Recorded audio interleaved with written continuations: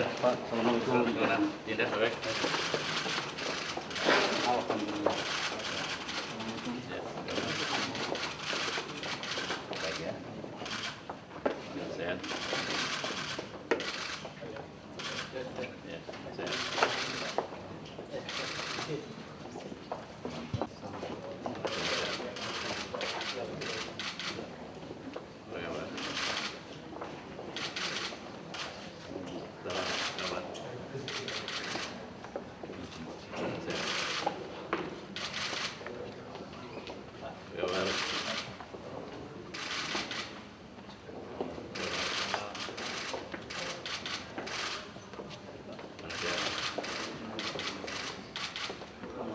Salah.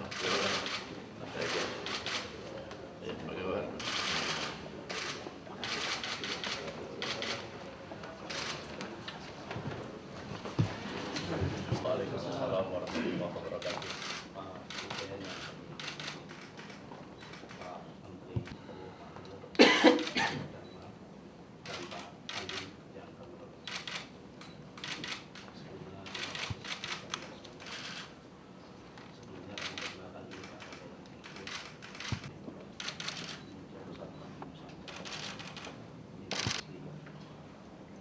Salam saya. Dan Pak Lukman, Pak Zainal, dan Pak Ahmad, Pak Juri, dan kebetulan anggota KPU. Baik. Yang terakhir Pak Muhammad. Baik. Dari beberapa tokoh dari Masyarakat, mahasiswa, dari Gusmus, dan dari KPU. Sebelumnya kami ingin menanyakan. Pertama, kebetulan pada dengan Pak Suko, Pak yang lain bersama, yaitu mengumpulkan kebetulan kami di Ansor 589 BMT, kemudian kami akan bergandeng dengan asosiasi BMT.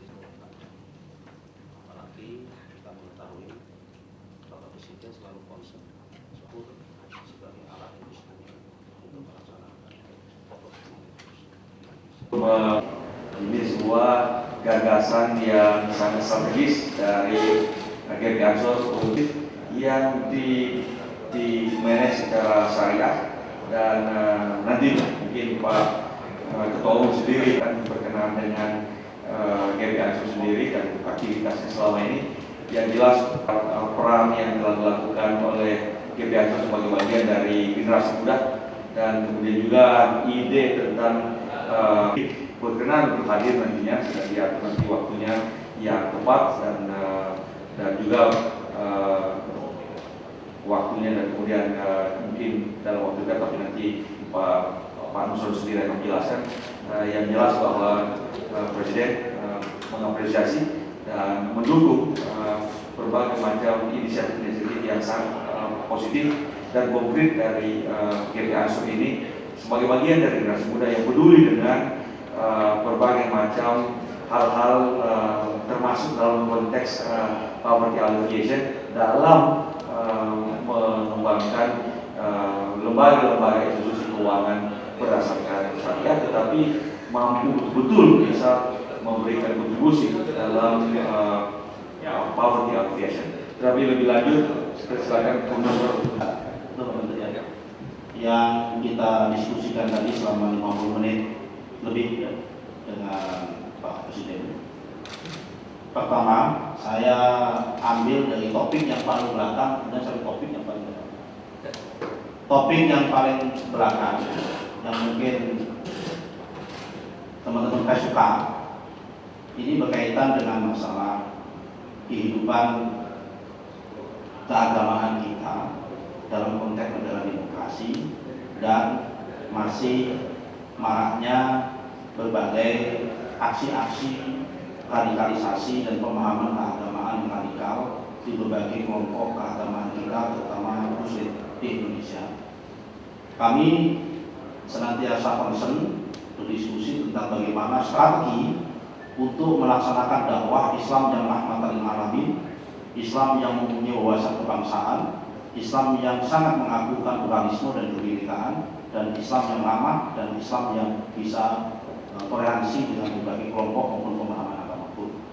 Berkaitan dengan itu secara spesifik, tadi kami menanyakan kepada Bapak Presiden tentang berbagai keluh kesah masyarakat yang ada di sosial media dan sebagainya tentang agresivitas dan ketegasan polisi dalam rangka untuk mengantisipasi itu.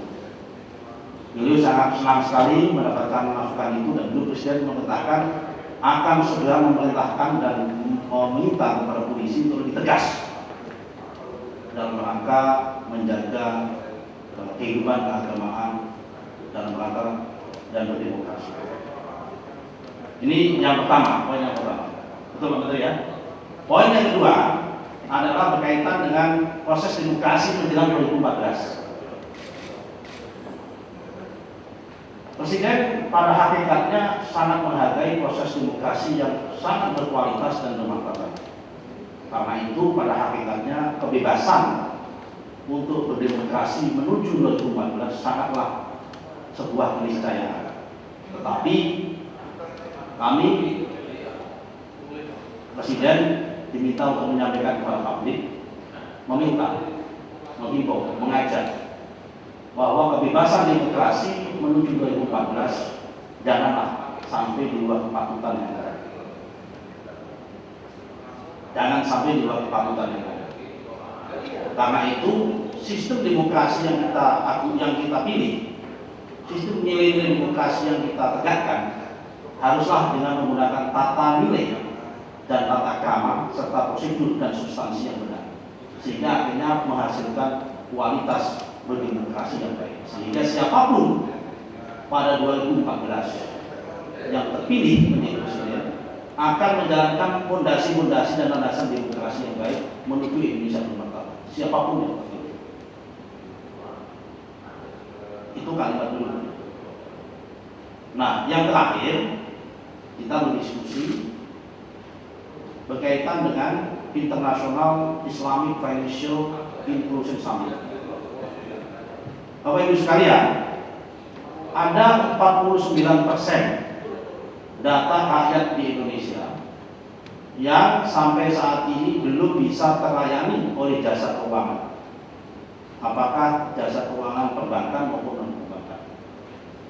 Kenapa terjadi? Karena sistem keuangan kita masih cenderung eksklusif dengan berbagai pendekatan risk management yang kaku dan menggunakan internasional standar benchmark. Itulah yang menghambat proses penuntasan kemiskinan karena rakyat tidak mempunyai akses terhadap keuangan. Nah, karena itu JB Ansor menyambut baik setiap concern dan pidato Presiden di berbagai forum internasional, terutama di G20, yang selalu menyatakan mengkampanyekan tentang pentingnya financial inclusion atau sistem keuangan yang inklusif yang bisa dengan gampang diakses oleh rakyat, contohnya melalui sistem kredit usaha rakyat maupun sistem-sistem yang lain dan sistem-sistem penjaminan yang lain, sehingga bisa mempermudah rakyat mengakses keuangan. Kalau rakyat gampang mengakses keuangan, maka rakyat bisa gampang untuk melakukan usaha. Kalau rakyat bisa gampang melakukan usaha, maka dampak jangka panjangnya dan jangka menengahnya adalah rakyat bisa berusaha dan pengentasan kemiskinan bisa jalan dan angka-angka kemiskinan bisa turun secara drastis dan kehidupan pertumbuhan bisa berkualitas. Jadi intinya kita berdiskusi tentang pertumbuhan ekonomi yang berkualitas. Pertumbuhan ekonomi berkualitas tidak hanya terpaku pada growth atau pertumbuhan ekonomi, tapi juga ada economic justice atau ekonomi keadilan, yaitu dengan akses kepada rakyat dan rakyat berusaha. Kemudian yang kedua adalah demokrasi yang berkualitas dan bermartabat menyongsong 2014. Yang diskusi yang ketiga adalah meminta dan akan mengevaluasi atau lebih tepatnya memerintahkan ulang kepada polisi untuk lebih tegas dalam rangka menindak kepada kelompok-kelompok agama dan kelompok-kelompok yang tidak toleran dalam berbagai kehidupan keagamaan dan kebinekaan dalam negara demokrasi Indonesia. Saya kira itu poin yang akan kita sampaikan. Kalau ada pertanyaan silakan. Sampai tanggal 8 di Pondok Pesantren Al Muayyad Solo. Pesertanya ada 1.000 perwakilan-perwakilan pelaku mikro syariah dari negara-negara ASEAN dan juga beberapa negara dari D8.